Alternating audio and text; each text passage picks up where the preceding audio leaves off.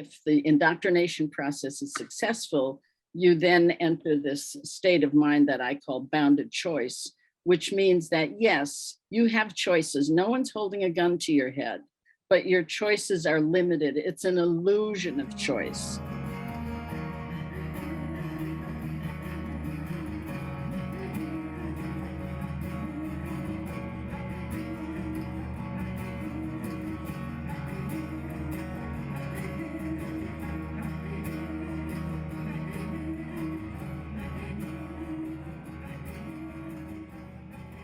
You established bounded choice, a framework and theory, which you call, by the way, bounded choice, for understanding and analyzing cults, which suggests notions of freedom and limitations simultaneously. So is this how the cults operate on a daily basis? So my theory of bounded choice was trying to show how cults are set up, have a structure that, first of all, is closed in on itself, and it functions in a sense on dualisms. So you have, with the leader, you have love and fear. Which one's going to turn up? You know, the really awful bad guy or the nice, sweet, loving leader, right? And then you have this belief system, which, you know, it gives you purpose and meaning, and you think you've found something, but at the same time requires that you change into this nice conformed cult member, right, in order to be accepted. And then there are these what I call the systems of influence and control. And again, these offer you a sense of a structure, of commitment, of dedication, but the other side of that is the loss and the things about yourself that you're giving up. So at the same time as you think you've found freedom, you're also enmeshed in a confined social environment, right? So in my cult, we called that freedom and necessity. We actually learned that that was the way to be, right? That in order to be free, you had to have this necessity of discipline and hard work and giving up yourself. So it's a way that cults can kind of bamboozle you. I don't know if you know that word there, bamboozle, but they can kind of trick and manipulate you to thinking you've really found something, but at the same time, you're losing your sense of self. You're giving up yourself, and you're caught in this closed environment with, if the indoctrination process is successful, you then enter this state of mind that I call bounded choice, which means that, yes, you have choices. No one's holding a gun to your head, but your choices are limited. It's an illusion of choice because your choices are constrained by the will of the leader and the will of the group. Wow, yeah, it's terrible. It sounds terrible. So still, it's not fun.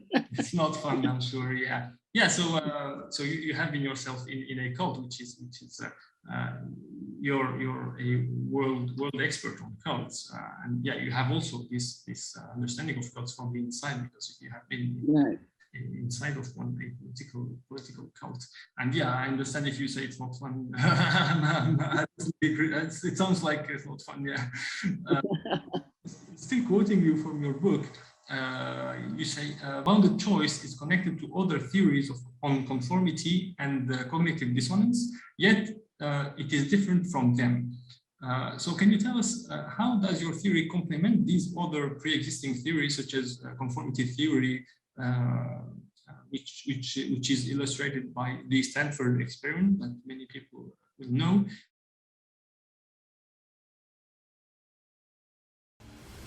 August 14th, 1971, Palo Alto, California. 12 young men are rounded up from their homes by police, placed under arrest, and brought to a makeshift prison in the basement of Stanford University.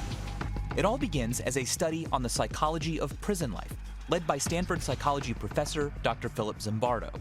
24 volunteers, 12 guards, and 12 prisoners have agreed to spend the next 2 weeks recreating life in a correctional facility. This is unbelievable. You took my clothes. Hands off the door. The prisoners are booked and stripped nude. They're no longer individuals, forced to wear smocks, stocking caps, and shackles, identified only by their prisoner numbers. It evolved into a confrontation The guards showing the prisoners who's boss. Down. The guards quickly adapt to their new profession. Given anonymity by their mirrored sunglasses, some of them start to control the meager food rations, restrict prisoners' bathroom use, and as tensions rise, so do their cruel methods. And don't keep them neat.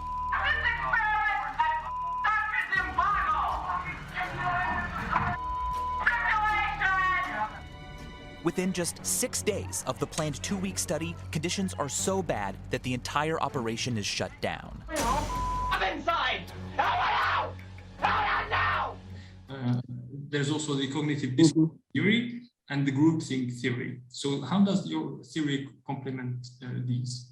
Each of those theories describes a situation where a person is more or less influenced by the environment. It's why I love sociology, because we look at the situation, we look at the context.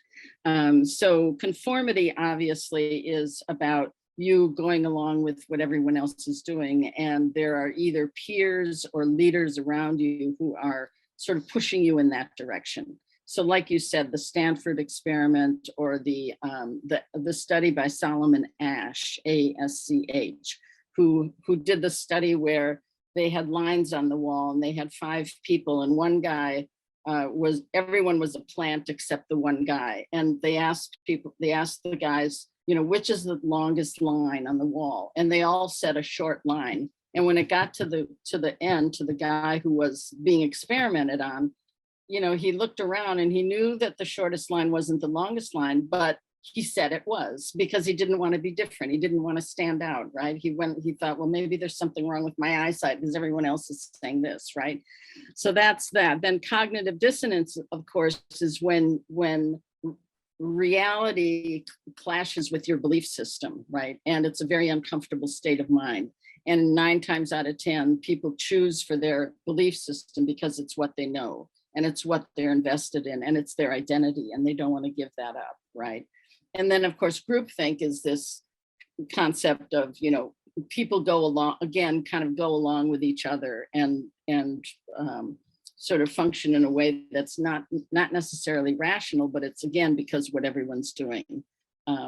So my theory, I believe, really is kind of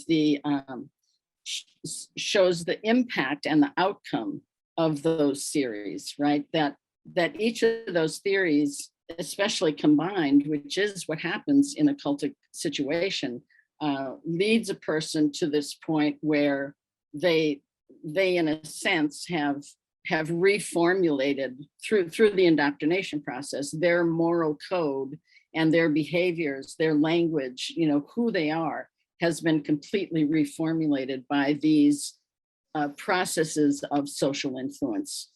I understand, compared to cognitive dissonance, you choose to believe into something just to have like peace of mind, because otherwise it hurts. In the case of groupthink, you tend to go with the group. But with if we compare with the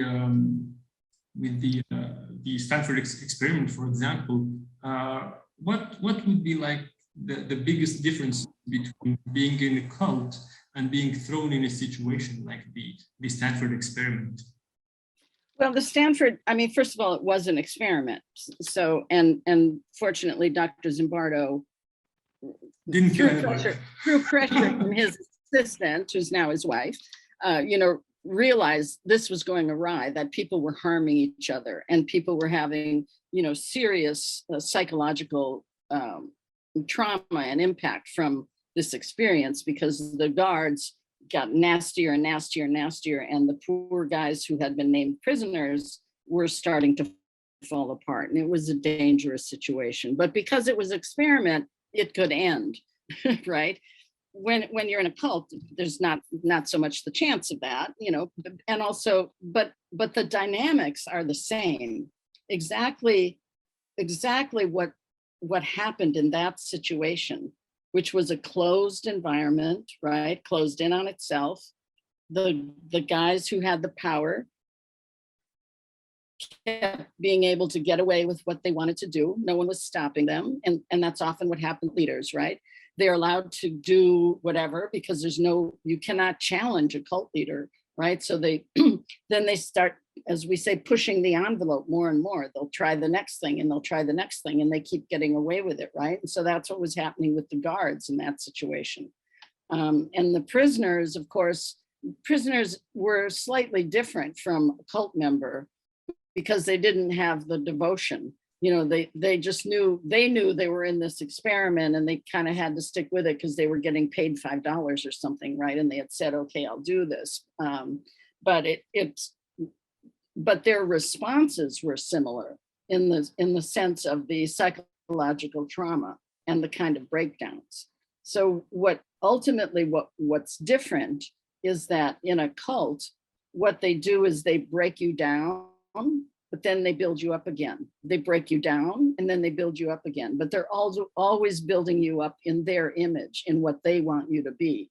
And each time that happens, you lose a little more of yourself, right? It's like chipping away at you, right? So that is what was different about the experiment, but ultimately the dynamics were the same.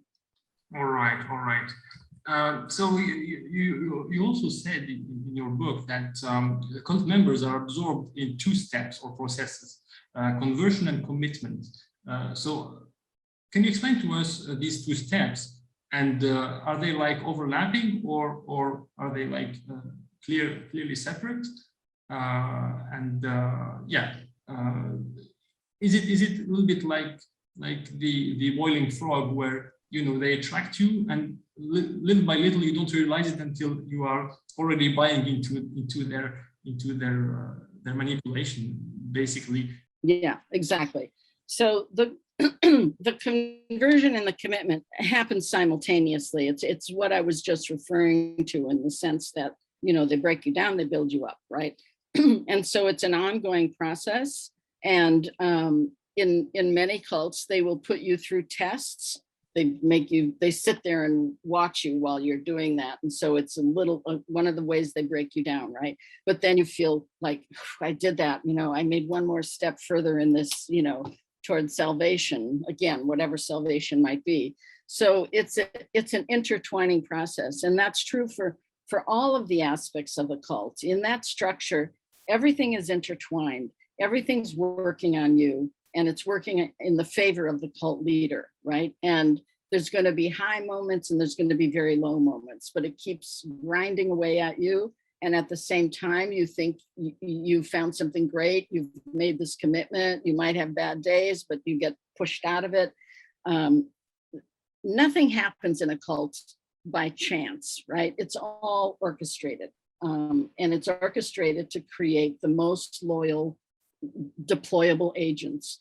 Not everyone's going to get to that place, right? Every cult is going to have layers of members and layers of commitment, because they also need people who are just kind of sympathizers on the outside, who might give money or let you stay at their place or advertise in their paper or whatever, right?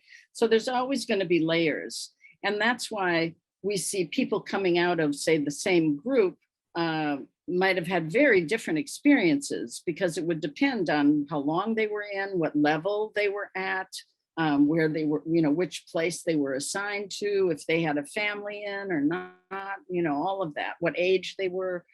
So everybody's experience can be very different, and some much worse than others. It's all a package, it's a package of conversion and commitment. In the next part, totalism just means, or totalistic cult just means that it fits all the criteria of creating this sort of a closed system where people are being changed, and what I call, as a sociologist, re-socialized, and everything is all about the belief system, and especially about the leader.